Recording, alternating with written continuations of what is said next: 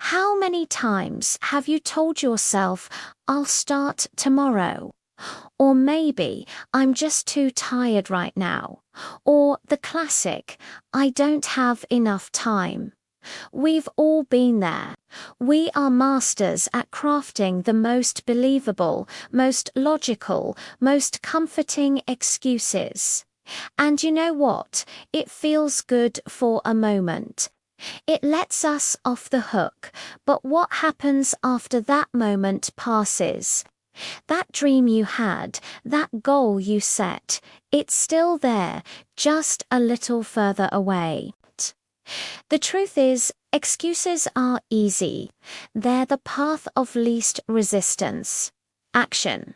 That's the hard part. But action is where the magic happens. Think about it. Excuses are just stories we tell ourselves to stay in our comfort zone. Our comfort zone feels safe. It feels familiar. But guess what? Nothing ever grows there. It's a stagnant pond.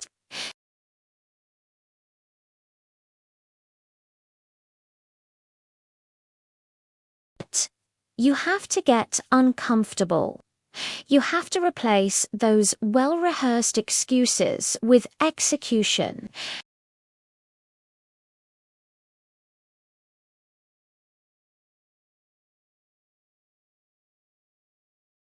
Let's break down the anatomy of an excuse. At its core, an excuse is a barrier we build between ourselves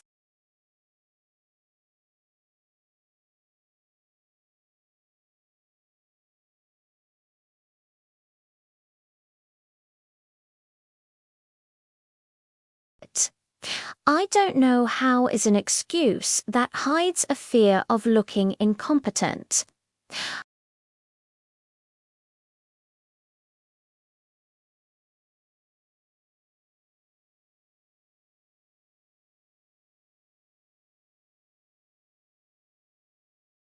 When you feel an excuse bubbling up, don't just accept it. Question it. Ask yourself, what am I really afraid of right now?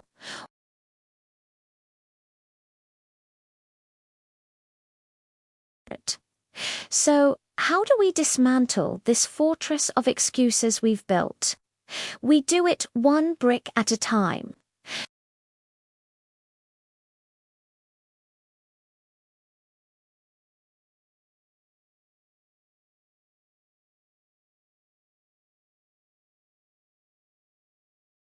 Excellence, then, is not an act, but a habit. Your life today is the sum of your habits. If your habit is making excuses, your life will reflect that. But if you make a habit of taking action, even tiny action, your life will begin to transform in ways you can't even imagine. Let's get practical. You want to start a new fitness routine. The excuse is, I don't have an hour to go to the gym. Okay, fine. Don't go to the gym for an hour. Can you do 10 push-ups right now, right where you are? Can you go for a 15-minute walk during your lunch break? Yes, you can. That's execution. You want to write a book.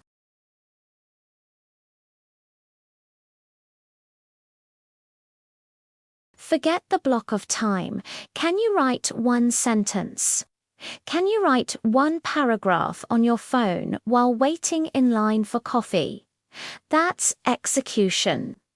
This is the principle of micro-habits.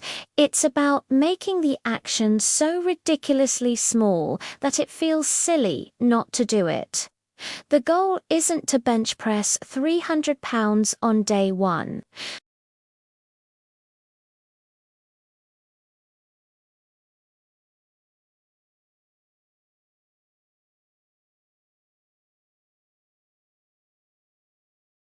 Our brains resist big, scary changes. But small, manageable steps. they can handle that. And what happens is that tiny action creates momentum. Doing 10 push-ups might lead to doing another set. Writing one paragraph might spark an idea for the next one. Action breeds more action. It's a positive feedback loop that crushes the negative cycle of excuses. Another powerful tool is accountability. It's much harder to make an excuse when you know someone is going to ask you about your progress.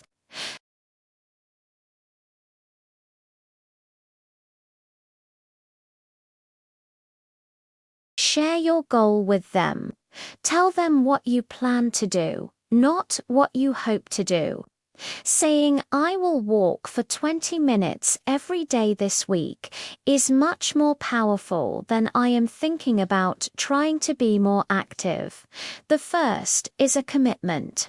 The second is a vague wish.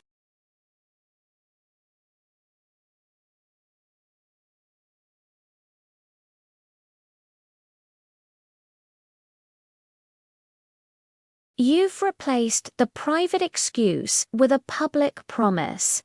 And let's talk about reframing your mindset. Instead of seeing a goal as a massive, intimidating mountain, see it as a series of small, climbable hills.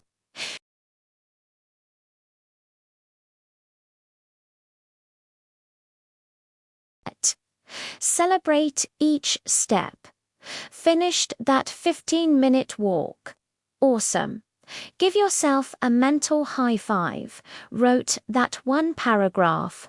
You're a writer. Acknowledge your wins, no matter how small they seem. This positive reinforcement trains your brain to associate action with reward, making it easier to choose action over excuses the next time. You also have to get ruthless about what you say no to.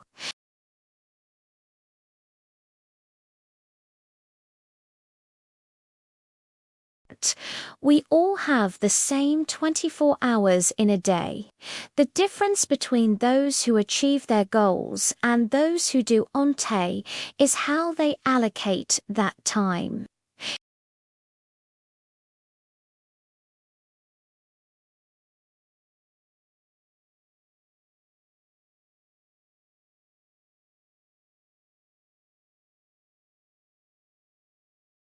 Execution requires focus.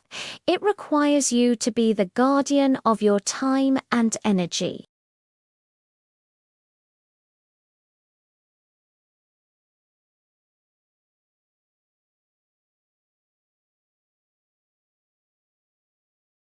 Think about someone you admire, someone who has achieved something great. Do you think they got there by making excuses? No, they faced the same doubts, the same fears, the same temptations to procrastinate as everyone else. The difference is they chose to act anyway. They showed up when they didn't feel like it. They pushed through the discomfort. They failed, learned, and got back up. They understood that the price of discipline is temporary, but the price of regret lasts a lifetime.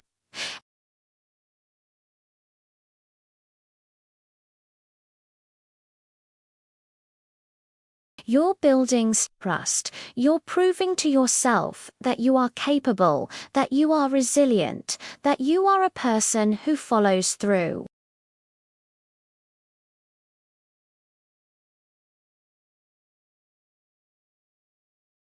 Your self-esteem is no longer based on what others think, but on the promises you keep to yourself. So, here's the challenge. The next time you hear that familiar voice in your head start to weave an excuse, stop, acknowledge it. Then ask yourself one simple question. What is the smallest possible action I can take right now to move toward my goal? And then do it. Don't think about it. Don't debate it. Just do it. Make your bed. Write 1 email. Do 5 squats. Put $1 into your savings account. Whatever it is, take that one small step. Because excuses will keep you comfortable, but they will never make you proud. They will keep you safe, but they will never help you grow. Action is the antidote. Execution is the key. Replace your excuses with execution and watch as your entire life begins to elevate. The person you are destined to be is waiting on the other side of your comfort zone. All you have to do is take the first step. Thank you so much for watching. If this message resonated with you, hit that like button and subscribe for more content to help you build your best life. I'd love to hear from you in the comments what S1 excuse you ready to crush this week. Let's hold each other accountable. See you in the next video.